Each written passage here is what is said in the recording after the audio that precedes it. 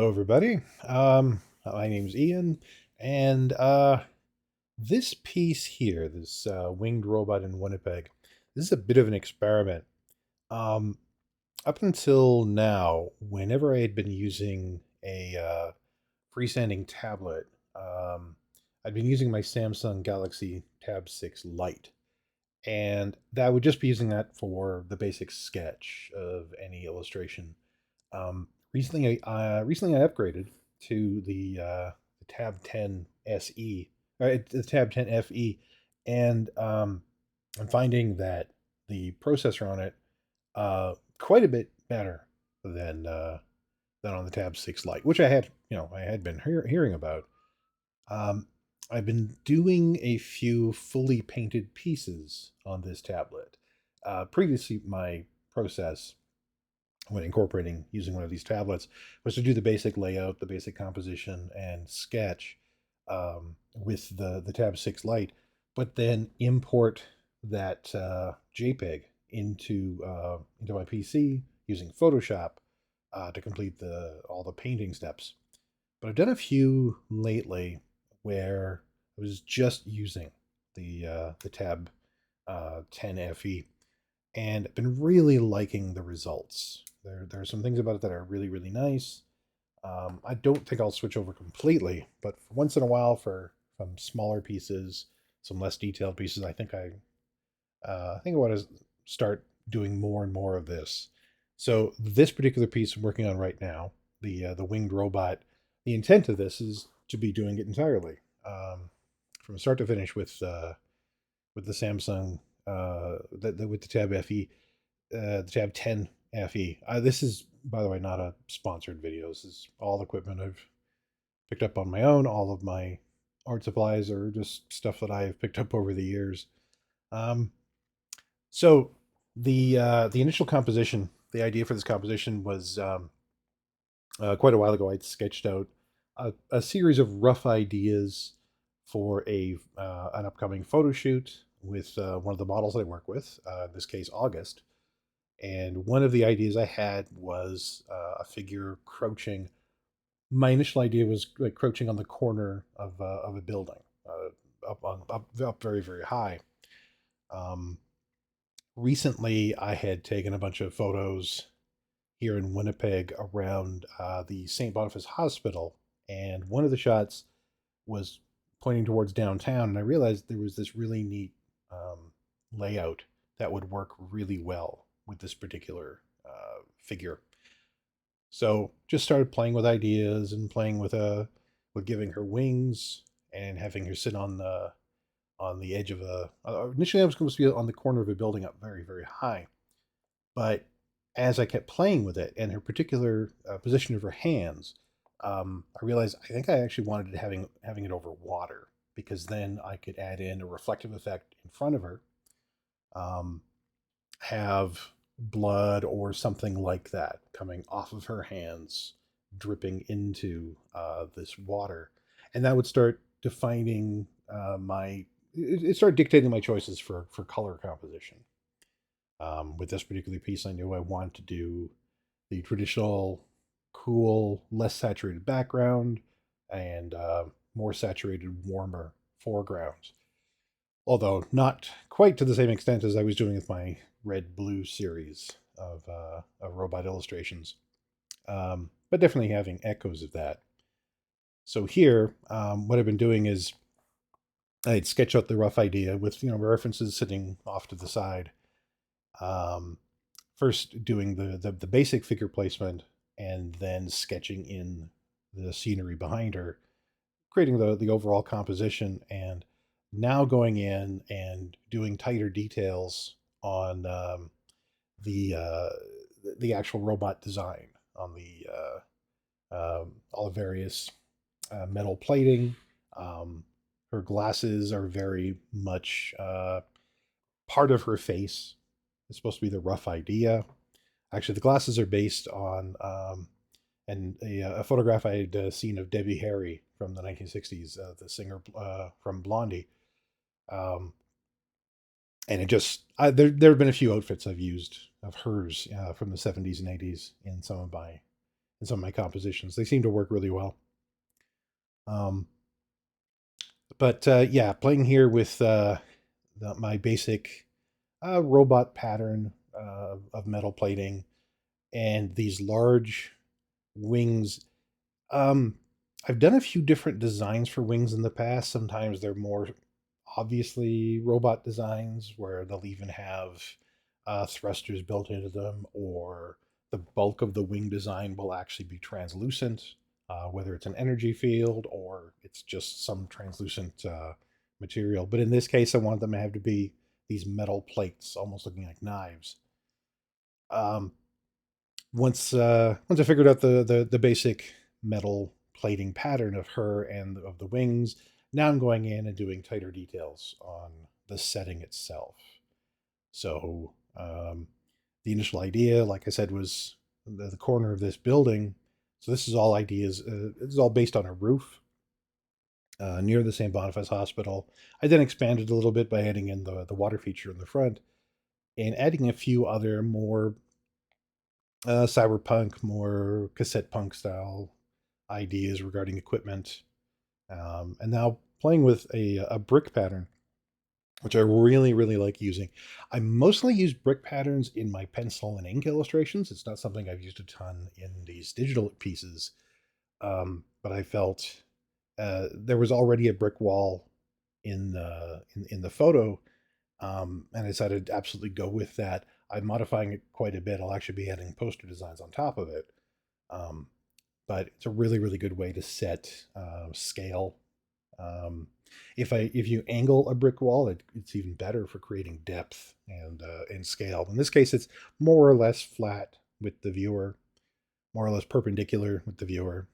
And here is the overall ink design, to which I will now start dropping in flat color layers. Now, each of the colors I'm using here will not represent the colors that it'll actually be painted with. I do that very deliberately. Um, I actually, whenever possible, try to pick colors completely different than from what I'm going to end up painting it as kind of a visual reminder. Like I'll actually choose really colors that I find really annoying so that it'll jump out at me later on when I'm painting various elements.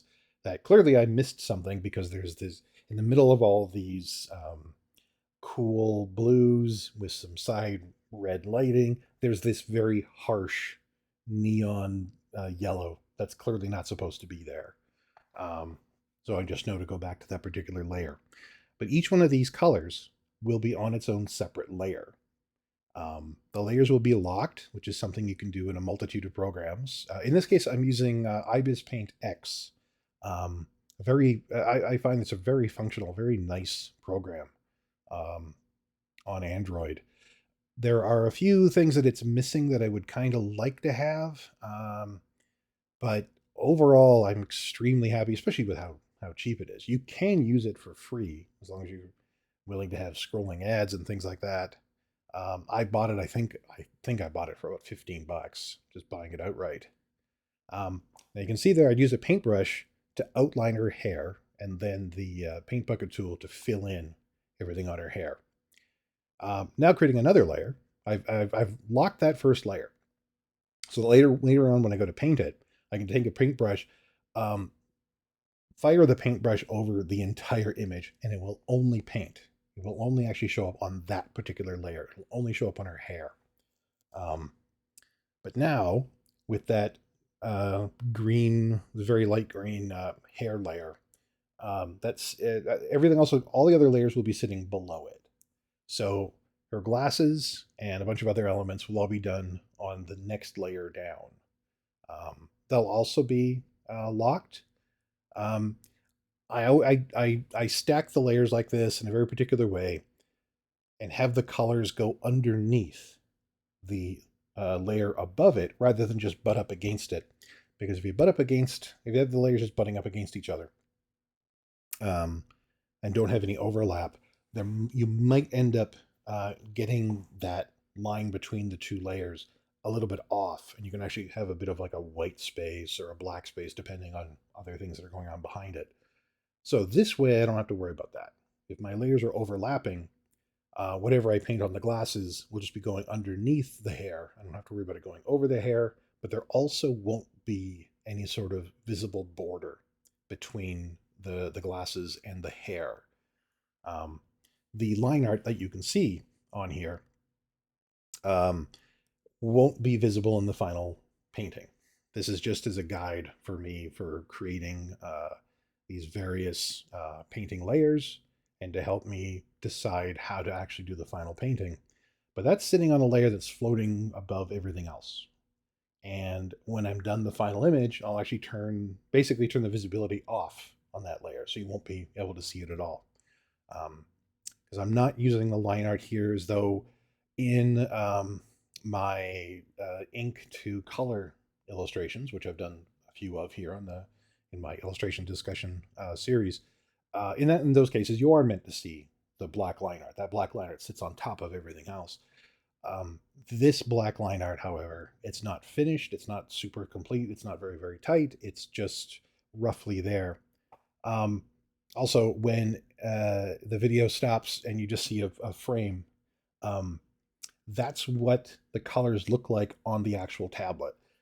Right now, this is just being filmed overhead using a webcam. And the colors are a bit different in the webcam than they are on the tablet itself.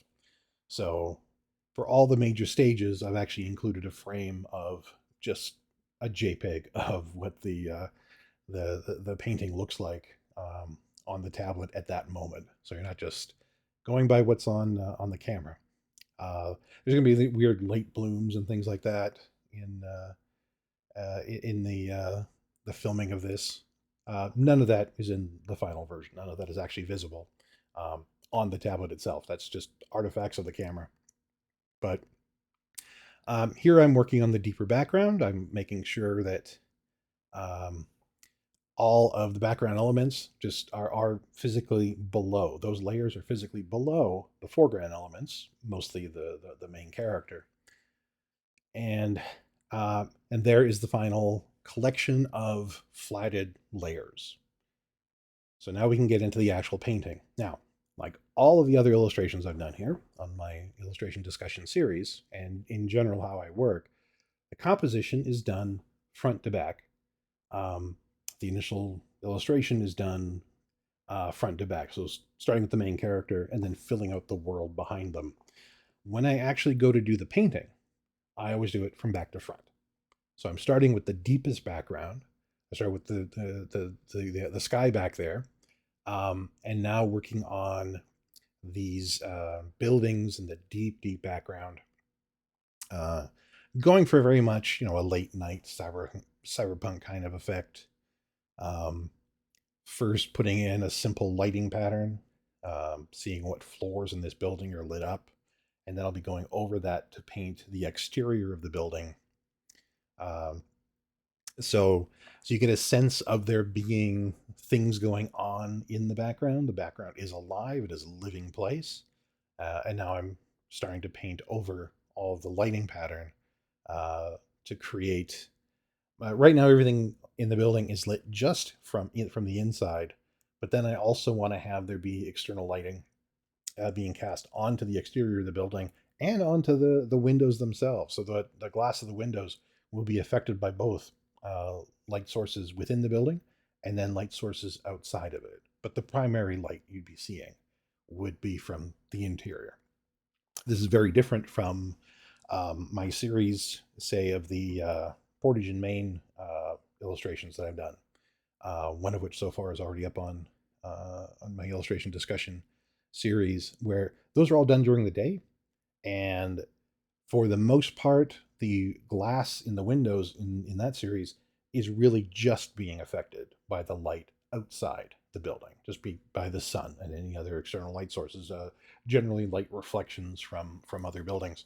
But in this one, it'll be mostly from artificial light sources, primarily from inside the building, with this lighting effect over all the buildings from this Winnipeg sign behind her. Um, the Winnipeg sign, the lighting is on the other side, the side facing away from the viewer. So that'll create this misty effect. Eventually that'll get increased when I add in a rain effect, but that's pretty much the last stage I'm doing in this particular illustration. uh, just playing with some additional lighting effects around the text of Winnipeg, and this is what it looks like on the actual tablet. So you can see it's actually it skews a little bit more towards purples, a little bit more magenta in there than what it looks like with the camera view. Um, Ultimately, it'll just be whatever the final version.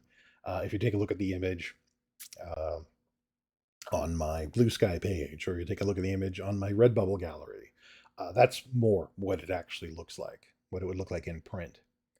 The camera is clearly skewing things a little bit cooler. Um, but the overall effect, like the process, is really what I'm discussing here more than anything else. So when right here I'm putting in little light blooms behind the, the glass on the sides of the buildings, just showing how not only is that are the lighting effects inside the building affecting the glass, but they actually kind of bloom outside of it a little bit, um, getting reflected along in a metal trim around the glass. The glass itself will distort that light and make it a bit brighter. Um, because there's going to be some raining effects, that light will also be interacting with rain that's falling, and there'll be a lot of rain that, while I won't show the rain itself, I am showing a bit of how that rain is interacting with light. So the rainfall will diffuse and diffract the light. Um, Now we're moving further forward in space. So now we're getting to work on the building that is directly behind her, more the middle ground, and getting into those bricks that I was talking about. Now I do have two brick walls, one aimed um, at a slight angle, or actually a much more severe angle, and then there'll be a long stretch that's only at a slight angle. Again, I've talked about this in other videos. I've talked about this other places and when I've been teaching and stuff.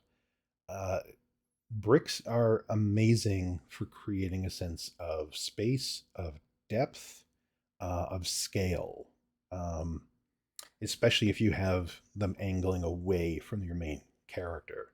It really can help set up just how far away the far end of a wall is compared to the foreground. Um, in this case, yeah, this wall is mostly perpendicular, so it's a fairly static image.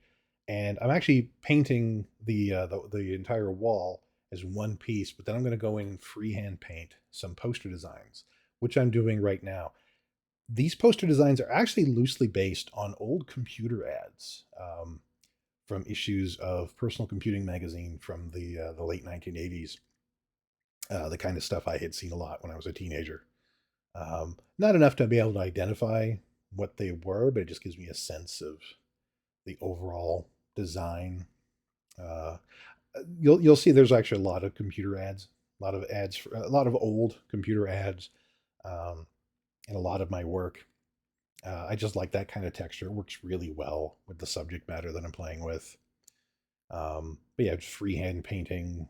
Uh, I didn't lay down any sort of design for this. I just have a copy of that ad sitting beside me just to do a quick reference painting.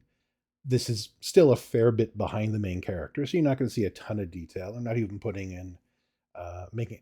There is lettering, but you can't read it. It's to be too far away, be too indistinct, and that's so now I've already finished all the poster designs. There's more posters on the right hand side of frame there, including a bit of a paint job. There are letters painted directly onto the side of the brick wall. Again, all that was just done freehand without laying down a basic design. Um, but now we're getting into the space that she's sitting on, the actual building that she's sitting on. So moving further into the foreground, starting with the largest, simplest shapes, the basic lighting pattern, the lighting that's coming from the back into the foreground. So it's still blue, but I want, because I know I'm going to be having a warmer light pattern and warmer light sources from the foreground, those will start getting painted in as well. And you can see a little bit of that already. But I try to basically paint the entire sequence, the entire layer all at once. So that entire, so I would build up the basic pattern of light and dark over that entire layer, and then go in and start adding more details. I don't focus on tight details on one side and then ignore the rest until I get to the next section of that layer. If you do that, then you run into the problem where the scale will start looking wonky. You'll end up with too much detail in one spot, not enough detail in another, when you should be saying roughly the same amount of detail on each plane. And now working on the lip of the top of the building, and these ladders that are going into what I know is going to be a red light source, but it's going to be this red, murky water in front of her. So I'd already started painting in that darker red underneath the lip of the building. Now I want to do a basic light pattern on the water. There is red coming up from below, but I don't want it to be super bright. It's there are pool effects where like a swimming pool will be a super bright light source. I didn't want it to be quite that strong. Ultimately, the red light in this image is going to be on the water and reflected onto the main character, but only a little bit. Her primary light source will actually be from the back and to the left of the frame, and it'll be mostly cool colors. From the foreground and below will be warmer colors, but it'll more shift towards, I'm thinking at this point, into purples, so that red can stand out as a third light source, is this highlight below her. So now you can see the basic pass I've done on the entire setting. Still plenty of room that I'll be adjusting, and you can see right here I've already made a bunch of decisions about touching up the background. But I wanted to get the entire setting painted, basically the first pass, before I start putting in a lot of really tight details. Like right now, going into much brighter colors onto into the pool, into the water, picking up some blue from the environment, showing that there's a bunch of stuff being reflected from around, including her. I've already started doing some ideas about her basic paint scheme, her basic color pattern into the water. Now that I have a rough idea of what it is, I want to add a lot more movement into the water. So it was relatively static before. Now I'm adding in a lot more movement. And there'll be even more added when I start painting in the water coming off of her hands, because that will actually create ripples in the surface of the water. But I still want to do a basic pass after introducing it moving a bit. So now we've got it a lot more movement in that foreground, a lot more detail in the deep background, and getting into painting the main character.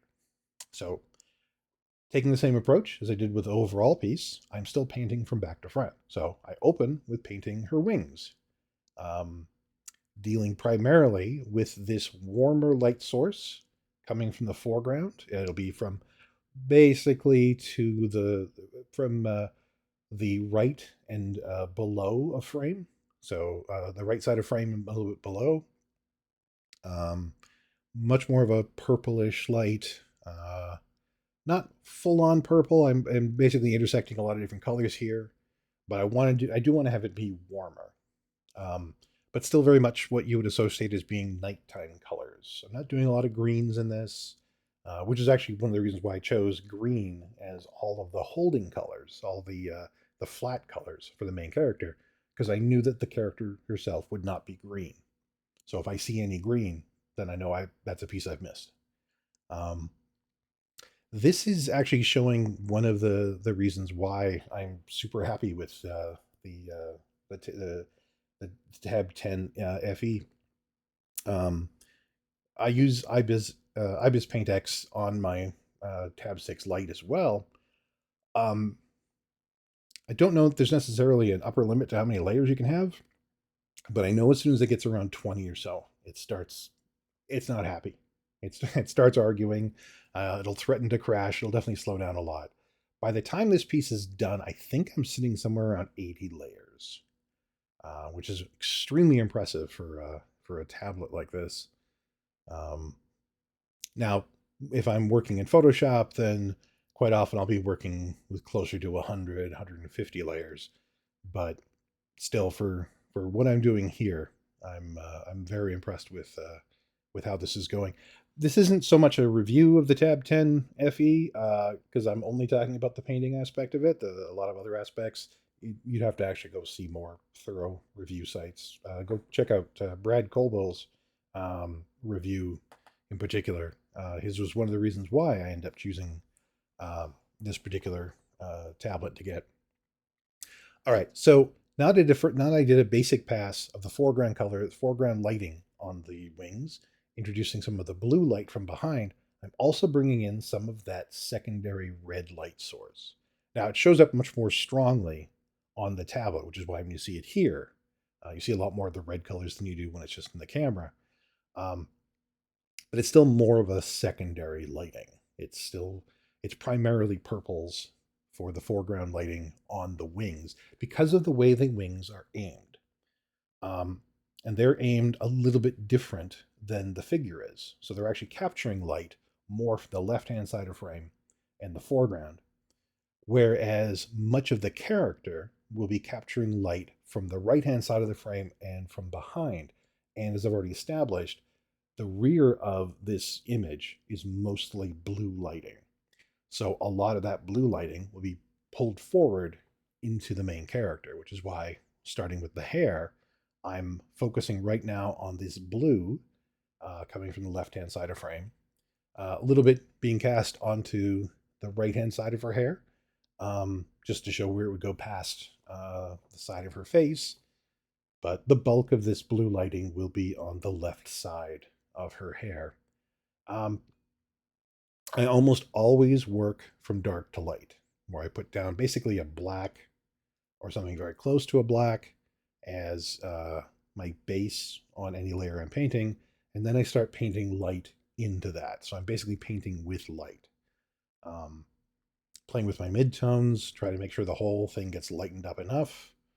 But I don't immediately go to the highlights because if then you do that, there's too much contrast and it just can start looking like an abstract pattern. It doesn't really look like that much of a painting. Starting to introduce some of that purple light from the foreground on the right-hand side of frame, the right-hand side of the figure, but mostly still dealing with the blue lighting from the left-hand side. This is giving it a sense of three-dimensionality, that she's existing in three-dimensional space. She's picking up light from multiple directions, and the colors are helping to reflect what they all. They help to reinforce that. That again, she's a three-dimensional object in three-dimensional space. So anything aimed one particular direction will grab color from that direction. Anything aimed a different direction will end up picking up different colors. And then just carrying that through into the metal plating over top of the rest of her. Now dealing with the arm here, I had started this time with the purpler foreground painting, knowing I was going to be going in and dealing with this side lighting, this very strong, very prominent blue side lighting. The faceplate mostly is reflecting the foreground to help reinforce the shape of her face. So it's only picking up blue on either side of it, whereas the hair is mostly facing towards the back and to the side, so it was picking up a lot more of the blue. Again, all of that is to reinforce the sense of the character existing in 3 dimensions and inhabiting a 3-dimensional space. And now I'm playing with a little bit of a blue side light on both sides of the glasses. That blue light was being reflected back, even though it's coming from the left-hand side of frame. When it hits the right-hand side of her hair, that light then gets bounced back a bit. So that's actually what's creating that second blue light source. But it's just a little bit, for a little bit of a side light. Primarily, the light hitting her face will be this more purple, warmer tone. Uh, and now we're getting into much more detail on the rest of the figure, going over the legs, over the feet. Earlier dealing with the shoulders. Um, Now sometimes I'll work from back to front over the character. Like when you can see there are multiple plates on this armor on this robot design. Sometimes I'll start from the deepest plates. This time, however, I started with the exterior plates. With working on the robot designs, for me, it doesn't really matter which way I start. I'm just going to be consistent. If I start from the foreground, I work from the foreground back into the deepest um, metal plates. Or if I start from the deepest metal plates, then I'll work forward into the foreground plates. I won't generally bounce back and forth. So now working on the second of the robot design layers underneath the hair, uh, concentrating more on the face, and that face will be painted the same way as the glasses were. So it'll be prominently being affected by the purple light in the foreground. Eventually, I'll start adding in the red highlights, the red coming up from below. But that'll just be to accent it. And again, just give that additional hint of the characters inhabiting a three-dimensional space, and the various light sources in that three-dimensional space are affecting her. So that the red light in the water below her will be affecting her as though it was coming up from below. You really wouldn't see that on the front of the glasses or on her forehead, on the front of her face, but you will eventually see it under her nose. You'll eventually see it under her chin. I'm going to leave that until later for when I start um, putting lighting effects over the entire figure. I like breaking down the various individual layers, painting those as separate pieces, and then adding additional lighting effects on top of that, painting over the whole thing at the same time to make sure that it's obvious that all those metal plates are touching each other. They're all part of the same figure.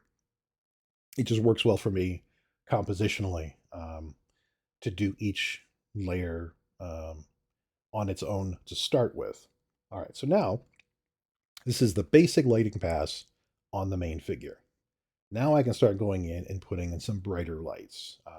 Not quite a highlight, because I know I'm going to go a little bit brighter than this later. But I do want to put in, she's looking a little dull.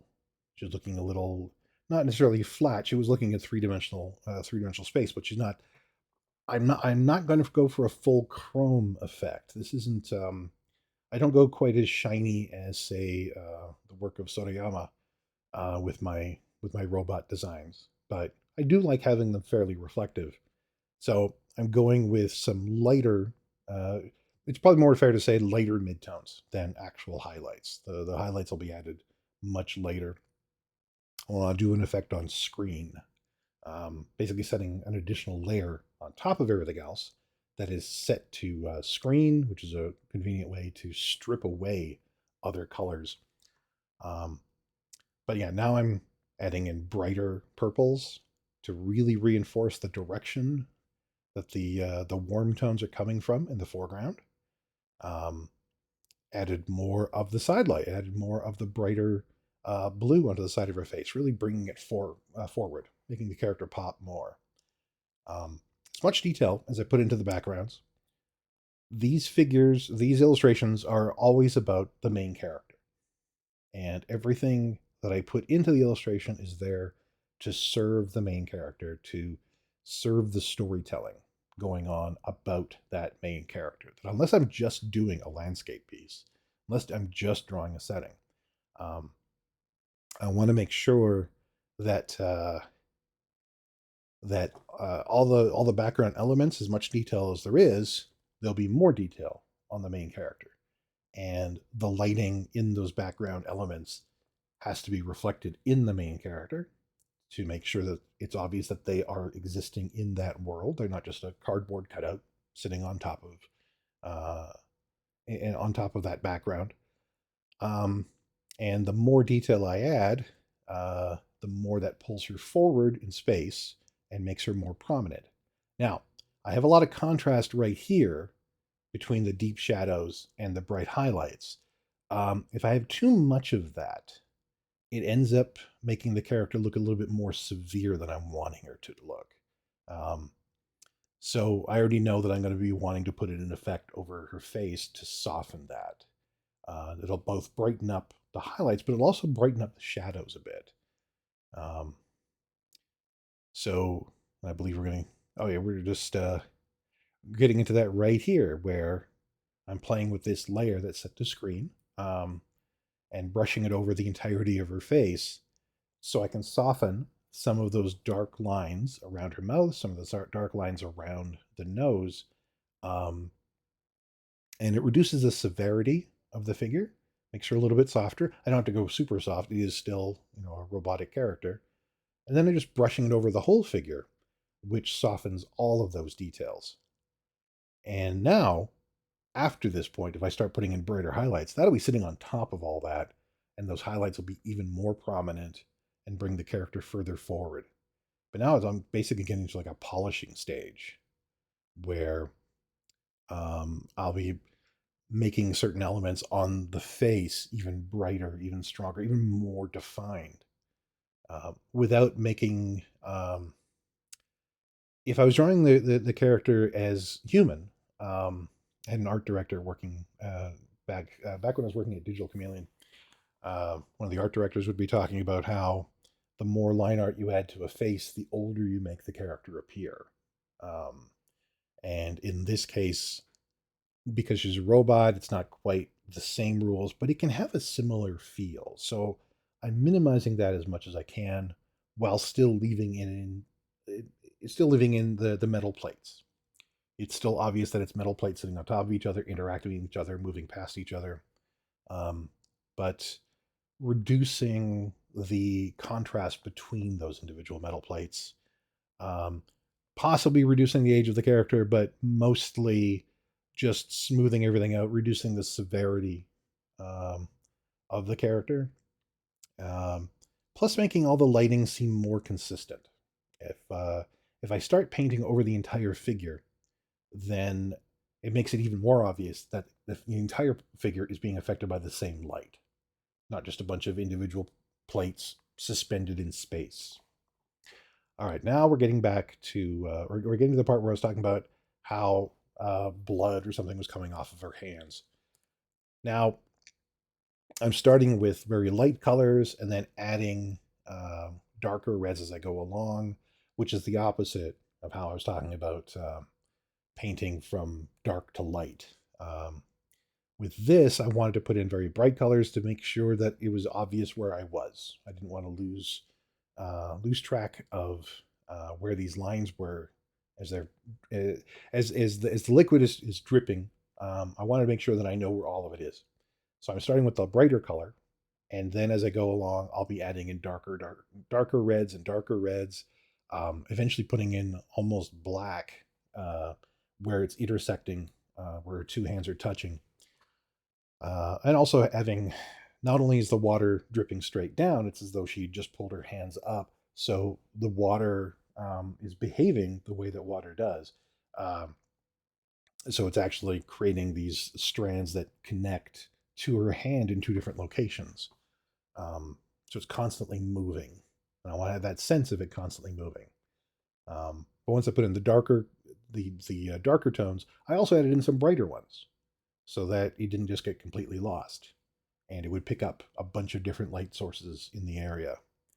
Um, Now showing how it's interacting with that water from below. Again, I'm still not 100% certain I know what that is, um, but then the water was bouncing around the environment. So now, once I've got that done, the basic lighting pattern done over the whole figure, now I'm adding in that red light source bouncing off of the character. This fully pulls her into the environment. Because now the deep background blues are cast on her. The foreground warm colors that are off to the side that really aren't in the rest of the image are on her, also helping to define that space. But the red light source from below is coming up and um, and bouncing off of her from, but pretty much just from below. So this is going a long way to help define the space, define the character in three-dimensional space. And the final part, just for some atmosphere, adding in this rain effect, you'll notice that the rain is falling at an angle, whereas the water or blood or whatever on coming off her hands is not. Um, I'm thinking the wings are probably deflecting some of that wind that's creating that angled pattern. Um, but it also makes it stand out a little bit more.